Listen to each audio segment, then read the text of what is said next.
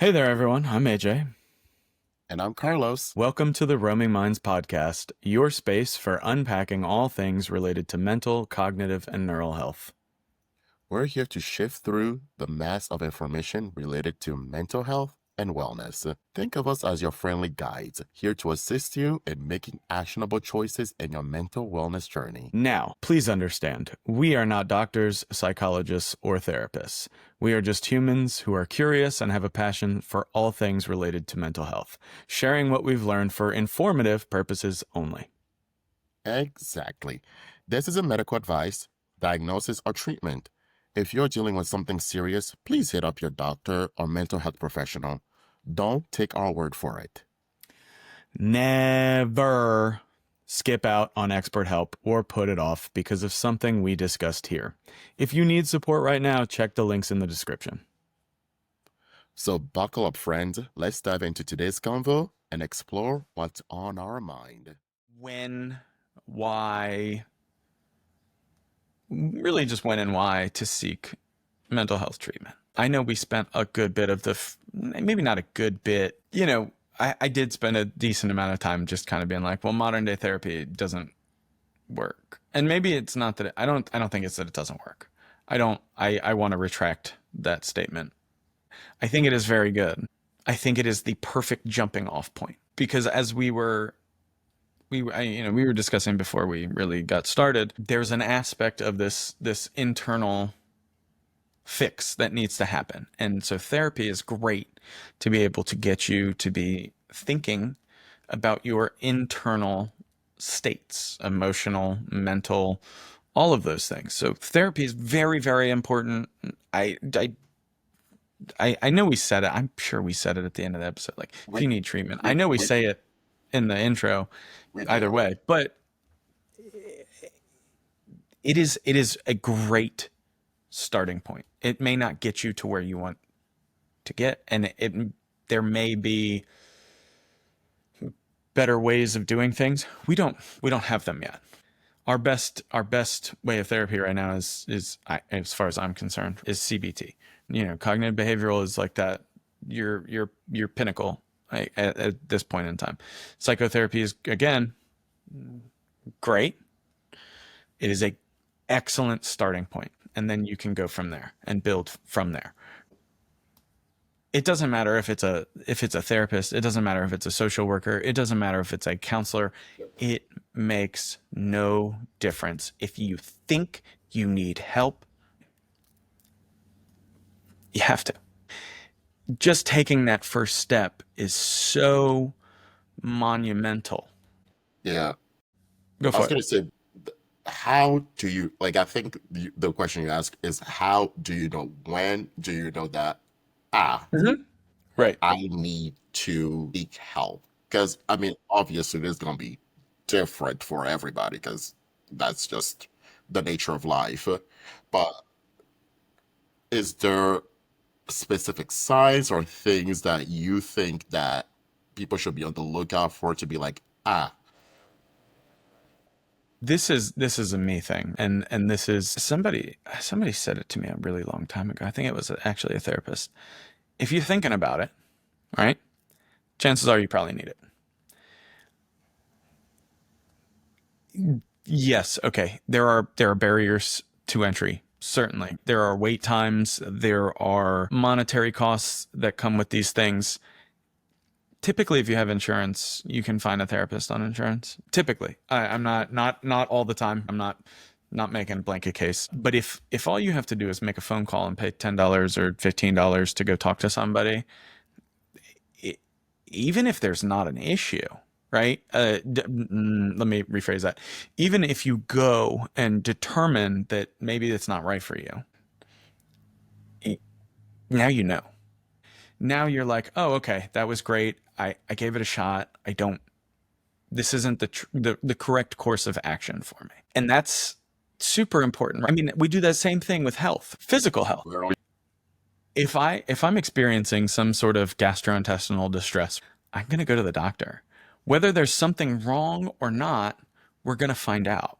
We have to start that process somewhere. And if you think that there is something wrong, then that is the time to go ahead and do it. Maybe I'm really trying to think, and I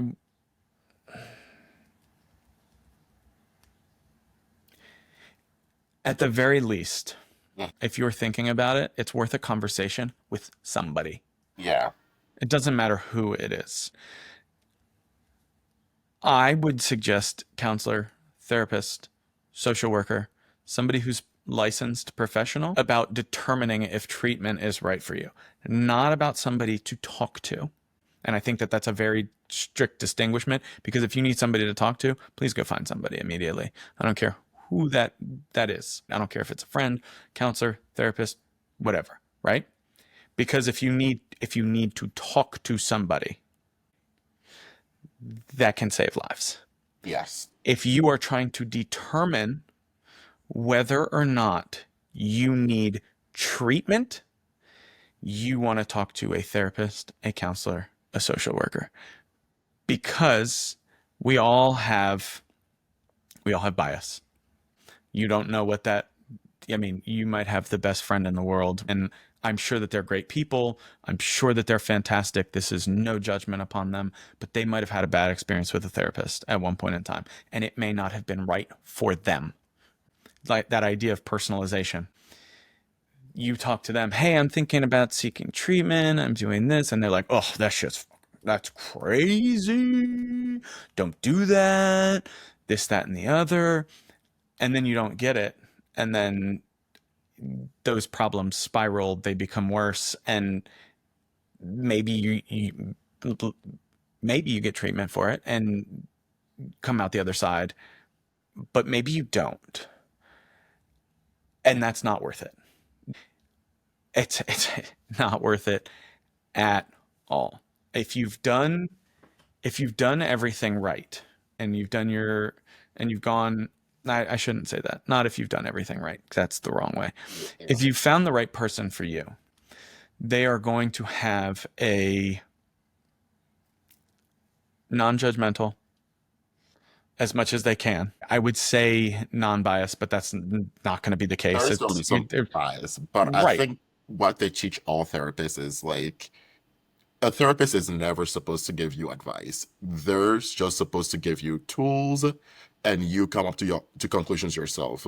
And the one thing I also want to add, if it doesn't work for you the first time, it doesn't mean it's not going to work for you. Maybe it was just that specific per uh therapist, counselor, or whoever you saw that didn't work for you. Always, if you say, let's say you saw them and you're like, don't need this, like, and you felt fine, if you're still having those questions and still feeling the way you were feeling before talking to them, always seek a second opinion, because it's the same thing with like health. If you go to a doctor and the doctor's like, you feel like they're minimizing your pain or they're not really giving you what you need. You go to another like a different specialist and be like, hey, these are my symptoms, and maybe they will be able to help you. It's that same thing. I think the way we treat physical health is the same way we should treat our mental and emotional health as well. I know some of us ignore our physical health. Don't do that. That's bad, because that leads to other problems. You should always try to take care of any issues and any problem you have. And that it also goes the other way. Like if you stop your toe, don't rush the emergency room because it may not be serious. So it is a fine line of things that goes into this. And I think this comes back to our first talk about health versus wellness.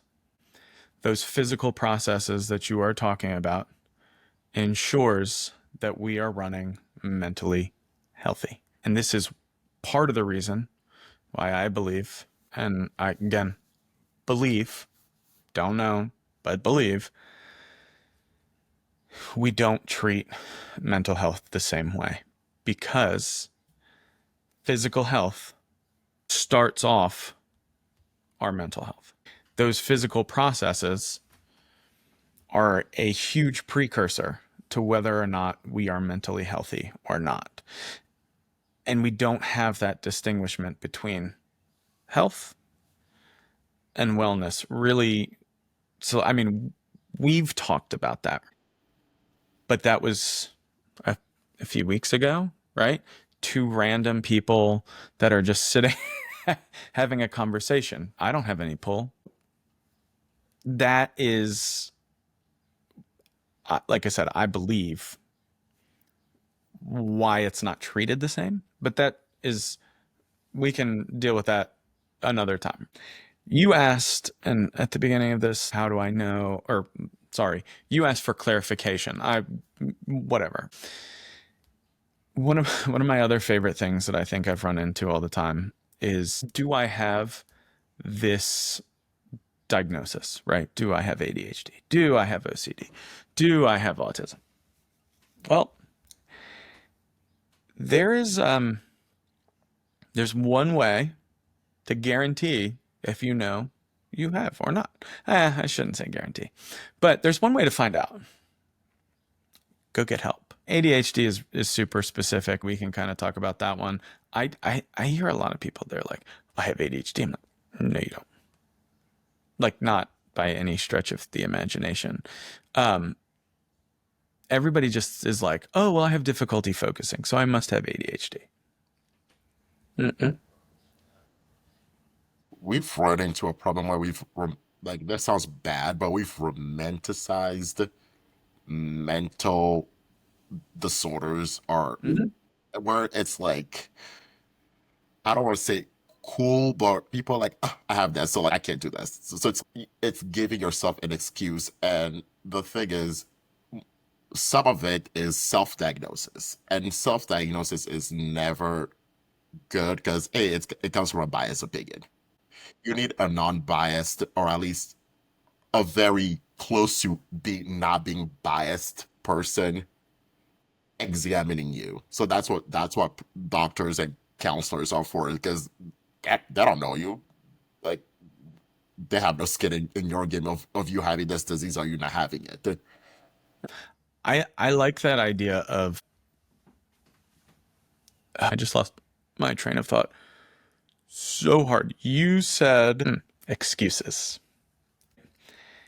We'll kind of, so one of the key things about ADHD is difficulty focusing. Well, if you live in America, I'm going to venture out to say that chances are you have difficulty focusing. Almost, especially if you were born, let's say after 1990.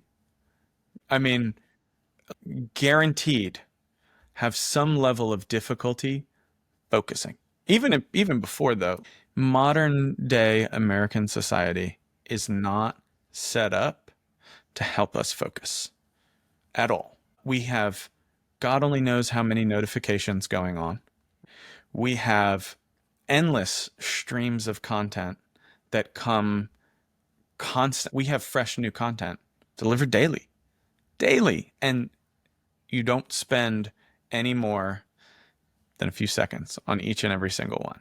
If I'm scrolling TikTok, what are TikTok videos? 15, 20 seconds, maybe 30 at most. Cool. I just paid attention for 30 seconds. Now I'm on to the next one. And immediately I get those dopamine hits again in that same time period. In no way, shape, or form is that setting us up to be able to focus. What I think we miss is that focus can be trained. We can enhance our focus. Here's what I will tell you. I have definitely been diagnosed with ADHD. Right? um, uh, just to give you an idea, I do best when I am moving, not sitting still. I had a therapist that figured that out. And Mhm. what we did from there is we would go through walks through the woods, and we would get an entirely different person while walking through the woods than we would sitting on the couch and just doing nothing. I was able to focus better. I was able to communicate better. I was less impulsive. All of those things. Big difference. Now, I couldn't focus for years growing up. Okay. Um, I was I got an award for playing baseball when I was playing baseball. Like, they give out like superlatives and that kind of crap. I say award. It really wasn't an award. I got it for doing cartwheels in the outfield because I was so fucking bored. They never put me in the outfield ever. I mean, that was that was my level of focus when I was a kid. Yesterday, I went to go help a buddy of mine with a project that she's working on. And I go out there and, where the school that she's working at. And I'm sitting there getting her stuff together, but also working on what I had to work on. And I'm like bouncing back and forth between the two.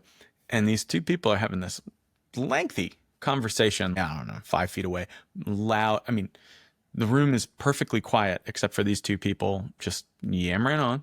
And I'm not mad. I honestly didn't even pay a bit of fucking attention to them at all. Not in the slightest, because I was so focused on what I was doing that it just didn't even register. Going from cartwheels in the outfield to they didn't register in the same room is a big difference. That came from training focus. As much as I hate to say it, meditation. I don't love meditation. Again, I just told you I move. I like moving. I need to move. So sitting on a pillow or sitting on a pad and just breathing for me is awful. So what did I have to do? I had to go and find ways to do those meditations in my way. I found out that I had this issue through therapy, through psychologists. I took modern ways of dealing with these things. I shouldn't say modern. It's not modern. Modern is not the right word. Contemporary is not the right word. These more like Eastern philosophy things and incorporated them into how I work. So I personalized it for me. And I kept taking those actions consistently over time and then got to where I needed to be because of it. So what does that highlight? What is the purpose? Well, it highlights personalization. It highlights the fact that like, hey man, I'm just me. I'm just trying to kind of make it here. If you see, I have this wonderful thing. When we do this talk every single week, I always have something in my hands because it has to keep going. Something has to be going. I did have a screw with a nut on it that I used to play with the whole time. And that was super helpful. But I digress. I've only figured that out through years, and I mean years, of therapy and self-reflection, which stemmed from therapy. You want to talk about me before therapy and me after therapy? Dang. Night and day difference. And I'll never forget, man, the first therapist that I went to see in high school. It's the first? I think so. I think he was the first. I mean, not psychologist. I saw psychologists for disability testing, all those kinds of things. But the first therapist that I saw, I didn't talk to that guy at all.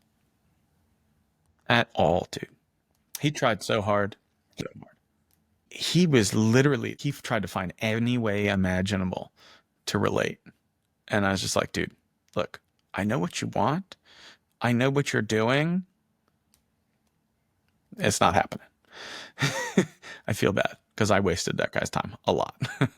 A lot. But it is what it is. It's not that big of a deal. This is why I say any kind of treatment is going to be super duper helpful, because you're gonna start to figure it out Yeah. no matter what. My other favorite question is, why do I feel overwhelmed and Oh, anxious?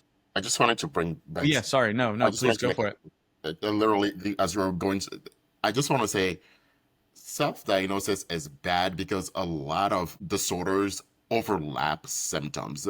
And you don't Hmm. want to self-diagnose yourself with the wrong one and then work on those assumptions and getting treatment for the wrong thing and then being mad, like then getting frustrated that the things you're looking up and the things you're trying to help, the thing are not working because you may have done the wrong diagnosis. So that's why it's good to have a professional diagnose you, because they can be like, oh, you check maybe 4 of these symptoms. You don't have ADHD, you have this other thing that you need to work on.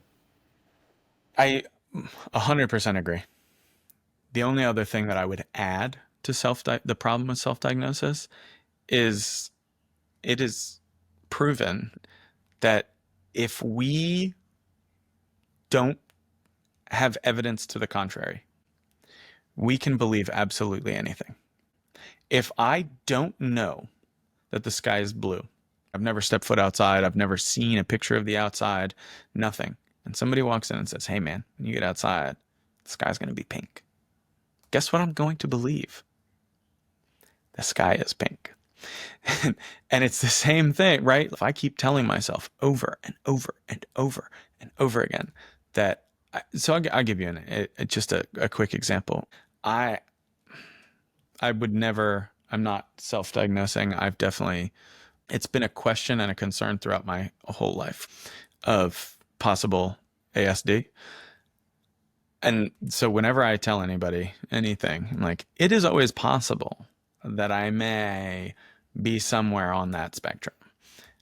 I don't know for certain because I haven't gone and gotten to, it doesn't, it's not a point where like it drives my, uh, That's like the bill it did on your day-to-day life. yeah, I mean, dude, I can talk to people. I can manage I can manage emotions. I can handle all that stuff.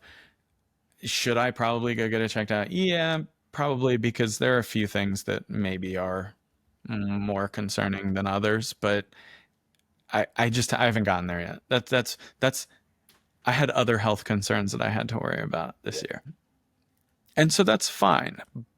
It's important to understand that just because you may fit the category for some things does not mean that you have to, or you have to that you have that. And again, that's why I highlighted that story, is because it is possible. It is not guaranteed. I don't have this. I'm not on any sort of anything. I don't know for certain. I always just tell people, especially when they're sarcastic with me, I'm like, it may be because of this. Just because I mean, literally, dude, people will be sarcastic and I will just sit there and we'll start. I will answer them 100% literally. Like, I was sarcastic. I'm like, oh, okay, Jeez. my bad. I didn't know. So that kind of stuff is, again, it's risky because I could then end up believing it, even if it's not what is going on. So I'll just add that to my list of things that I need to go do. Go talk to a psychologist. Yay! So on to my next. I guess I feel like we've beaten that one quite a bit, and I do want to talk about this one because it's such a comical kind of question. And I say comical because, not because it's funny that you're overwhelmed or anxious, but because it's, why do I? If you want to know why, the best solution is to go talk to a therapist. Primarily because they're going to be able to ask those open-ended questions that are going to allow you to find the reasons for your anxiety. I don't know what anybody's anxious over. We can stem it all up to, and I know I've heard this thesis kind of thrown out before, this idea of fearing death in all shapes and form. And I, who knows? Maybe there's something to that. Maybe there isn't. I have no idea. Somebody who's been diagnosed with anxiety disorder. We're learning all about my wonderful psychological profile. Fine, because I've not gotten diagnosed yet. So, according to myself, I'm healthy. No, I am very overly anxious, and it used to be. It did used to be that it was used in all the wrong manners, and now I've kind of found ways to channel it to find more like positive outlets, Mhm.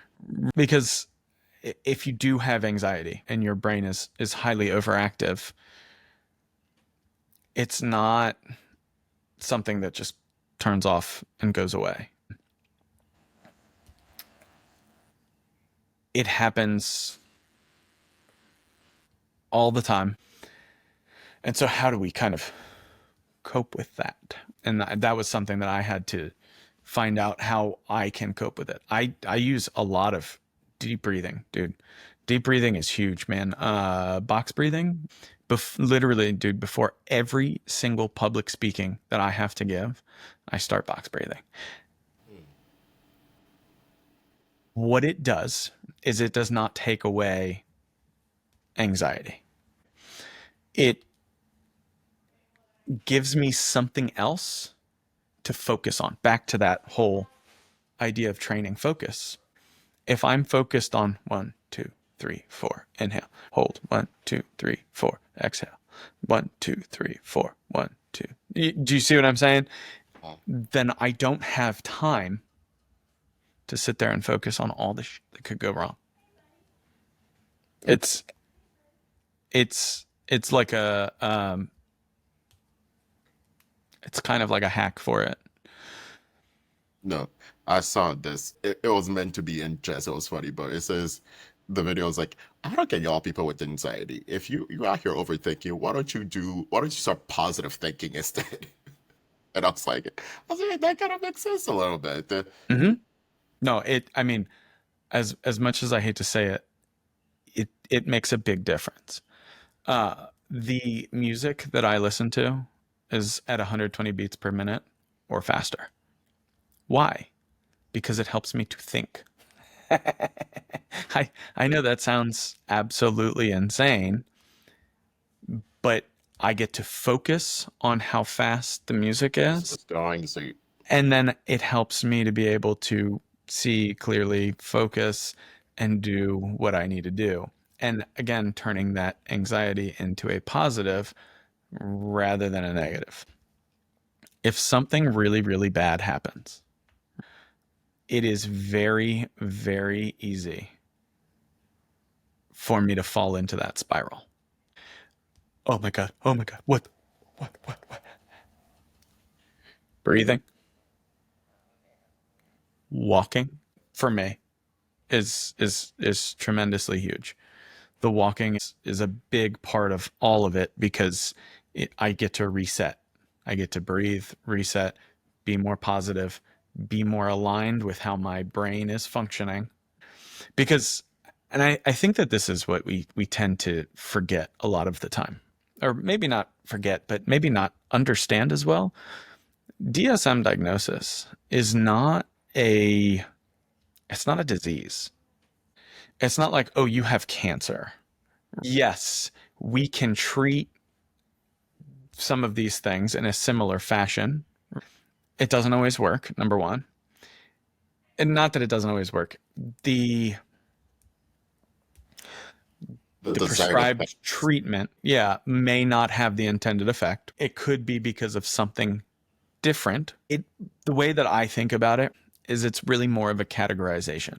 It is, okay, you check this criteria here, which means that your brain is operating in a certain manner. And the one of the biggest problems is that just because you meet those criteria doesn't mean that your brain is operating in a uniform fashion. We still understand very little about how the brain works. I mean, we understand that hormones, electrical signals, this is how stimulus occurs. It is above a certain threshold, so this neuron is going to go ahead and it is going to fire. We get that real well.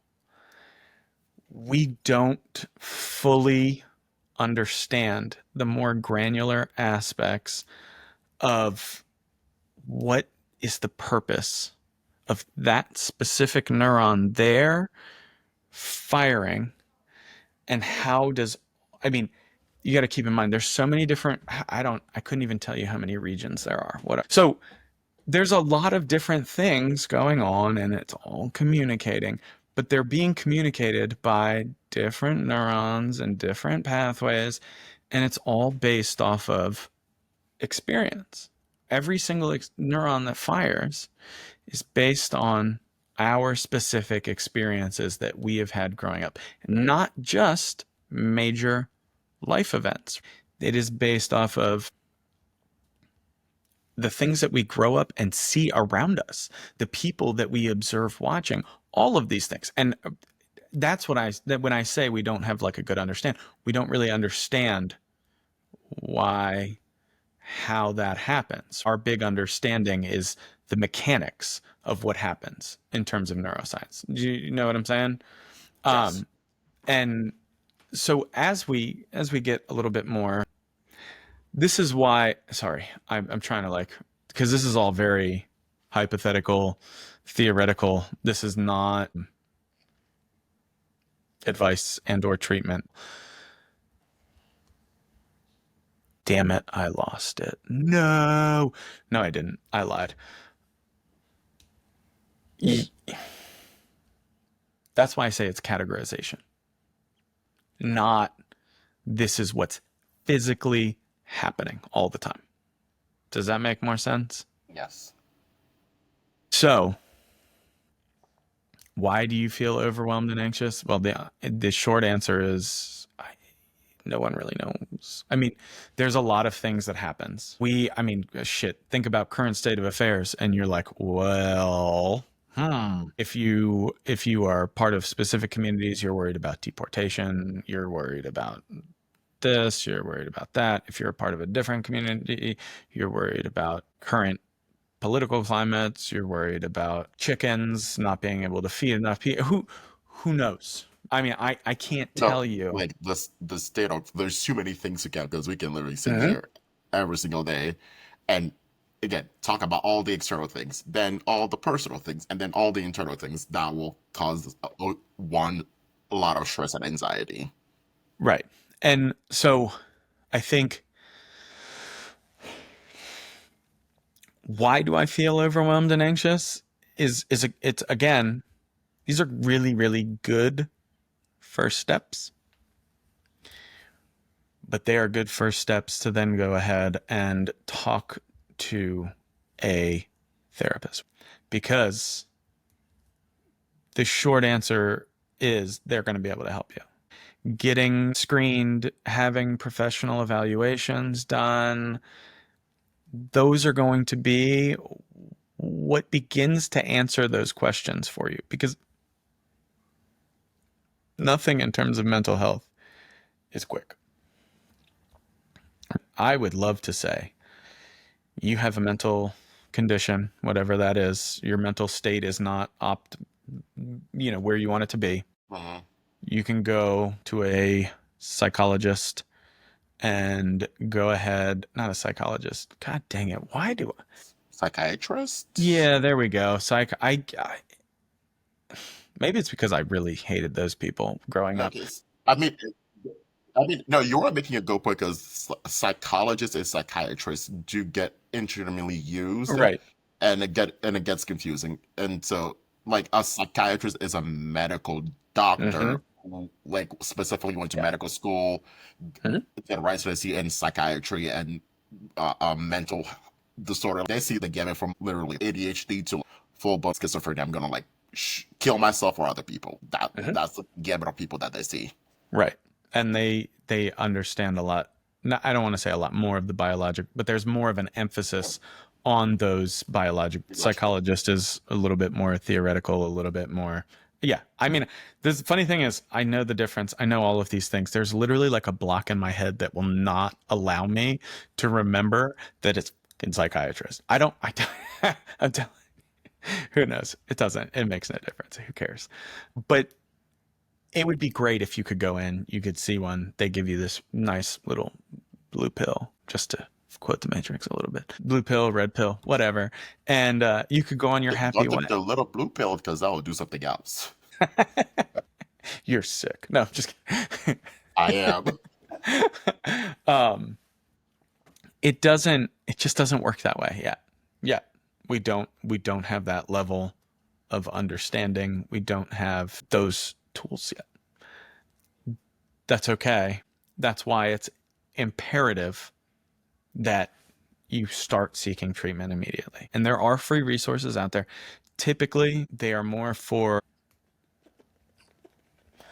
crisis intervention right now rather than like sustained treatment.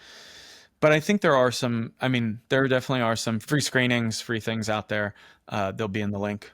Uh, they will be linked in the description. Get started. I mean, that's the simple, actionable thing. Make that phone call, set up an appointment. It might be difficult, so keep at it. Don't give up. It is what it is. It's okay. It's not easy. And like going, there are going to be days you feel great. There are going to be days you feel worse, and you're going to be like, this ain't working. But it is a process. Trust the process. Trust yourself. If you feel anything's wrong, always advocate for yourself to make the changes that you feel are necessary. Don't just be, don't be, the one thing I want to stress is don't be passive in the, like in your journey. Don't just like listen to the doctors and be like, okay, I guess I'll just keep following the doctors, because the doctors need feedback from you in order to make changes, and so you can get the again the effects that you want out of what's it called, getting the treatment. Right. The overarching thing is if you think you need help, go get it. So for this week, what I would encourage everybody to do is to find out what your goal is related to mental health. I don't know what that may be. It could be, it depends on where you are. If you're just starting, it could be making a phone call to a therapist. If you're super involved and super far down the journey, it's, taking a few minutes every day to use one of the tools that you found useful to improve your mental well-being. But take small steps, those small increments to just go on and do whatever, so that you can begin the process and you can start creating those habits. That's all we have for today. Thanks for hanging out with us on Roaming Minds. Carlos here with a friendly reminder, your mind's worth it. If you enjoyed our conversation and want to learn more, hit the subscribe button wherever you're listening. Spotify, Apple, whatever works for you. Maybe even drop us a review if you're feeling extra kind. If you're the social media type, come find us on Instagram at roaming_minds_pod. We've got updates, behind the scenes bonuses, all that good stuff. Catch us next week for another ADHD-filled adventure, chasing life, liberty, and whatever shiny idea grabs us next.